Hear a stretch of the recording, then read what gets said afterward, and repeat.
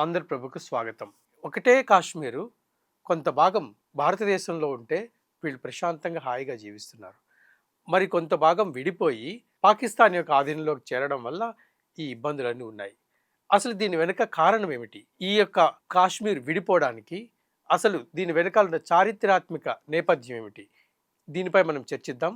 మనతో పాటు జూమ్‌లో అందుబాటులో ఉన్నారు retired wing commander Shri Shyam Prasad గారు. సార్ నమస్కారం అండి. నమస్తే సార్.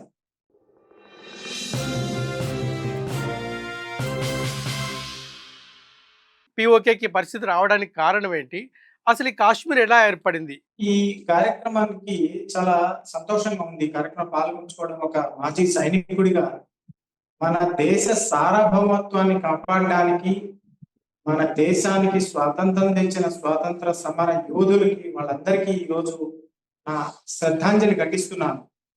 ఆ సమయంలో 1947 సమయంలో జరిగిన ఘటనలు మనకు తెలుసుకోవడం ఎందుకు ముఖ్యము అంటే 2047లో మనం వికసిత్ భారత్ 2047 లక్ష్యం చేరుకోవడానికి ఈనాటి యువతరానికి అప్పుడు జరిగిన విషయాలు తెలుసుకోవడం చాలా అవసరం. ఇప్పుడు ఏం జరిగింది?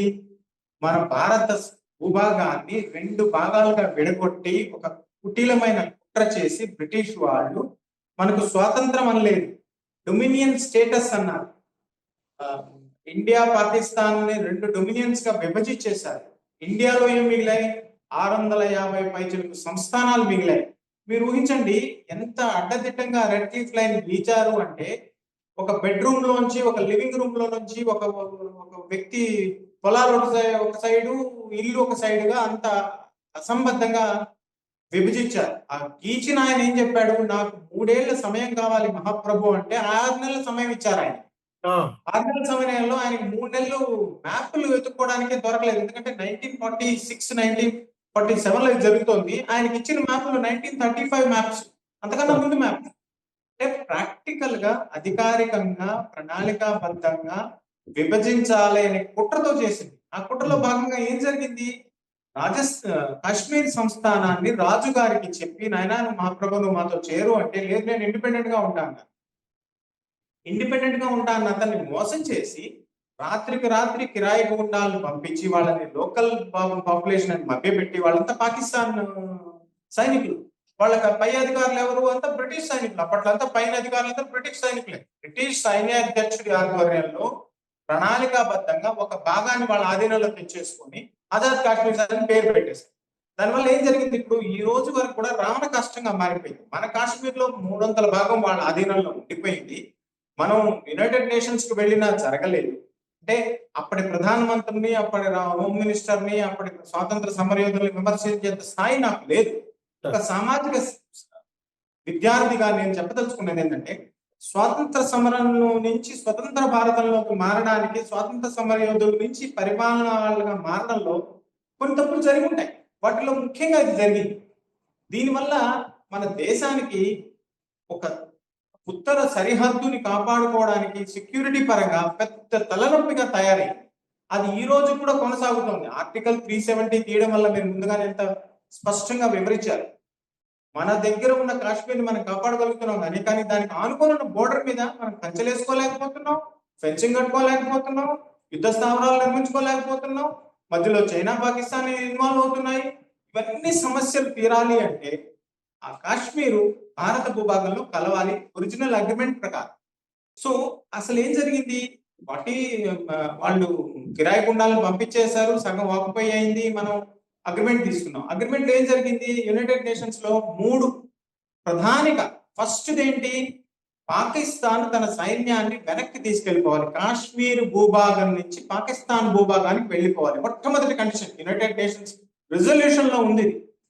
రెండవది ఏంటి? ఇండియన్ సైనికులు అక్కడే ఉండాలి, ఎందుకంటే అది పాకిస్తాన్, జమ్మూ అండ్ కాశ్మీర్ పాకిస్తాన్ కాదు కాబట్టి.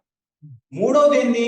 ఈ 2 జరిగిన తర్వాత అక్కడ ప్రజాభిప్రాయ సేకరణ జరగాలి. ప్లెబిసైట్ అని తెలిసిన వాళ్ళందరూ మాట్లాడేస్తుంటారు. ఈ 3 ఇంతవరకు జరగలేదు. అవి జరగాలని చెప్పి అక్కడ యునైటెడ్ నేషన్స్ అబ్జర్వేషన్ ఆఫీస్ ఒకటి పెట్టారు. నేను శ్రీనగర్ లో పనిచేసినప్పుడు చూశాను అక్కడ. ఈ 3 ఇంతవరకు జరగలేదు. ఇప్పుడు వాళ్ళు ఏమంటున్నారు? ఆజాద్ కాశ్మీర్, దానికి ప్రత్యేకమైన ప్రధానమంత్రి ఉన్నాడు, రాష్ట్రపతి ఉన్నాడు అని. మరి ప్రపంచ దేశాలు దాన్ని ఎందుకు గుర్తించలేదు? ప్రపంచ పటంలో కాశ్మీర్ అనే దేశం ఎందుకు కనపడటం లేదు? సరే, స్వతంత్ర దేశం కాదు కాబట్టి ప్రూఫ్స్ లేవు. మరి పాకిస్తాన్ ఎందుకు అంగీకరించడం లేదు? మా భూభాగాన్ని మాకు సంబంధం లేదు టెర్రరిజంతో, అది వాళ్ళు స్వాతంత్ర పోరాటం చేస్తున్నారని మీరంటారు.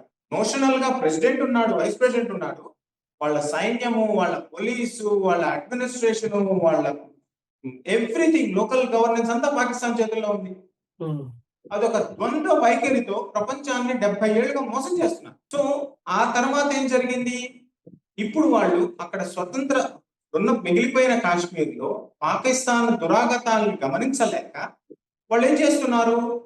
మాకు స్వయం ప్రతిపత్తి కావాలి, అక్కడ ఉన్న 40-45 లక్షల మంది జనాభా మమ్మల్ని మా స్వతంత్రాన్ని మేము చూసుకుంటాం, మా హక్కులు మేము పరిరక్షించుకుంటాం, మా వ్యాపారాలు మేము చూసుకుంటాం. వాళ్ళు జాయింట్ యాక్షన్ కమిటీని పెట్టుకున్నారు. ఏంది ఆ కమిటీలో అంతా?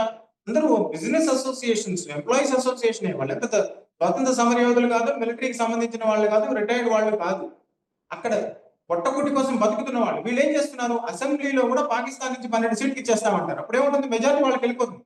ఆల్రెడీ వాళ్ళ చేతుల్లోనే ఉంది అంతా. ఏమాత్రం కాస్త కూస్తో నోషనల్ గా ఉన్న కాశ్మీర్, ఆజాద్ కాశ్మీర్ అనబడే భారత కాశ్మీర్ కి, జమ్మూ కాశ్మీర్ కి వాళ్ళు 12 సీట్లు ఇవ్వడం వల్ల ఇప్పుడు మొత్తం అల్లకల్లోగా సివిల్ వార్ గా తయారైనది. ఆ పరిస్థితుల నుంచి మనల్ని మనం కాపాడుకుంటూ మన దేశంలో కలుపుకొని వాళ్ళ హక్కుల్ని పరిరక్షించుకోవడం అనేది ఒక బంగ్లాదేశ్ లాంటి సమస్య ఈ రోజు మన ముందు ఉన్నది. సార్ ఇప్పుడు ఇది యాక్చువల్గా మొట్టమొదట ఈ కాశ్మీర్ అనేది స్వతంత్రంగా ఉండింది. ఇంతకుముందు మీరు తెలియజేసినట్టుగా రాజా హరిసింగ్ గారు దీన్ని ఇండియాలో విలీనం చేయాలని ప్రయత్నం చేశారు. సో అసలు ఈ రాజా హరిసింగ్ గారి ఆ ప్రయత్నాన్ని ఎందుకు మనం నిర్వహించలేకపోయాము? ఒకటి, అసలు రాజా హరిసింగ్ గారికి ఈ ఆలోచన ఎలా వచ్చింది దీన్ని ఇండియాలో విలీనం చేయాలని? అక్కడ జరిగింది ఏంటంటే, అది ఒకప్పుడు కాశ్మీర దేశం కదా, ఒకప్పుడు హిందూ జనాభా ఎక్కువగా ఉన్న దేశం తరతరాలుగా మారుతూ వచ్చి ముస్లిం మెజారిటీ ప్రజలు హిందూ రాజుగా ఉన్న దేశం అది. మన దేశంలో చాలా సంస్థానాల్లో హిందూ ప్రజానికం ఎక్కువ, ముస్లిం రాజులు కూడా ఉన్నాయి. హైదరాబాద్ లాంటి ప్రదేశాల్లో, జూనాగఢ్ లాంటి ప్రదేశాల్లో ఇది వ్యతిరేకంగా జరిగింది. ముస్లిం పాపులేషన్ ఎక్కువ, హిందూ రాజు. కానీ ఆ హిందూ రాజుని అందరూ ప్రేమించేవాడు. దీన్ని సాకుగా పెట్టుకొని పాకిస్తాన్ ఏర్పడింది ఏంది? ముస్లిం లీగ్ కదా, ఈ టూ నేషన్ థియరీ పెట్టి. సో వాళ్ళు చాలా తెలివిగా దీని మీద కన్నేసి వీళ్ళు బ్రిటిష్ సైనికాధికారి సమక్షంలో మనం ప్రజాస్వామ్యం పరిరక్షించుకోవడంలో, మన సంస్థానాలు కలుపుకోవడంలో కొంచెం జాప్యం జరిగింది మన ప్రధానమంత్రి నుంచి, దేశ హై లెవెల్ నుంచి. ఈ సమయంలో వాళ్ళు ఏం చేశారు? కొంచెం కొంచెంగా ఆక్రమించుకోవడం జరిగింది. మహారాజా హరిసింగ్ ఏమన్నాడు? మొదట్లో నేను ఇండిపెండెంట్ గానే ఉన్నాను. మనం ఏం చేసాం? నిర్ణయం మంచి ప్రజాస్వామ్యబద్ధంగా ఒక మంచి మనసులో, ఓకే నీ ఇష్టం నాయన అనేసాం. హైదరాబాద్కి ఎలా చెప్పామో, జునాగఢ్కి ఎలా చెప్పామో, దమన్ దీవ్, గోవాకి ఎలా జరిగిందో దీంతో కూడా ఎలా జరిగింది. సరే నీ ఇష్టం అని.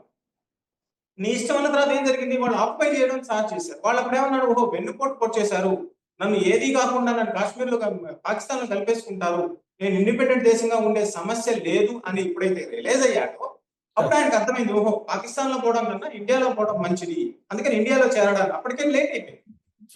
లేట్ అవ్వడం వల్ల చాలా ఫాస్ట్ గా మనం మిలిటరీ రికార్డ్ వల్ల, సివిల్ సొసైటీ కానీ, గురూజీ గారు కానీ వీళ్ళందరూ ఇన్వాల్వ్ అవడం వల్ల, శ్యామాప్రసాద్ ముఖర్జీ కానీ ఆ మాత్రం మిగిలింది.